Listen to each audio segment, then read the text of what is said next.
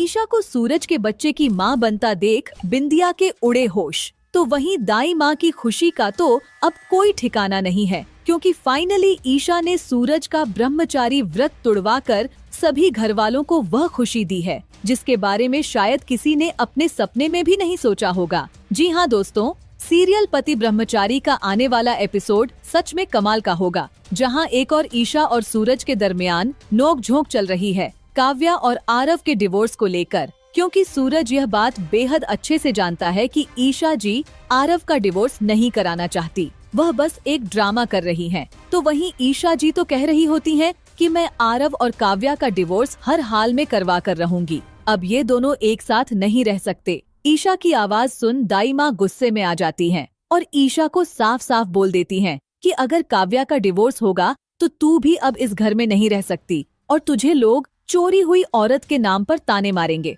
और वैसे भी सूरज तो ब्रह्मचारी हैं, इसलिए तू तो हमें माँ बनने की खुशी देने से रही। दाई माँ की बात सुन सूरज हैरान रह जाता है और वह भला ईशा जी को खुद से दूर कैसे जाने दे सकता था। इसलिए सूरज अपना ब्रह्मचारी व्रत तोड़ते हुए ईशा जी को गले से लगा लेगा, जो देख सभी घर वाले एकदम शॉक्ड रह जाएंगे। और यहाँ दाई माँ का प्लान वर्क कर जाएगा, क्योंकि दाई माँ ने यह सारी बातें जानबूझकर बोली थीं। ईशा को घर से निकालने की धमकी उन्होंने दी ही इसलिए थी क्योंकि वह जानती थी कि सूरज ईशा को खुद से दूर नहीं कर पाएगा और उसे रोकने के लिए वह अपना ब्रह्मचारी जरूर तोड़ेगा। सिर्फ यही नहीं दोस्तों, बल्कि काव्या की खुशियाँ भी वापस लौट आएंगी जब दाई माँ आरव जी से कह देती हैं कि हमें आरव दामाद जी को एक और मौका देना चाहिए। काव्या के पापा भी इस बारे में सोचकर हाँ बोल देते हैं और तभी आरव को काव्या से मिलने के लिए घर बुलाया जाता है, जहां अब ये दोनों एक हो चुके हैं और आरव बहुत जल्द काव्या को अपने साथ गुलाब हवेली वापस ले जाएगा।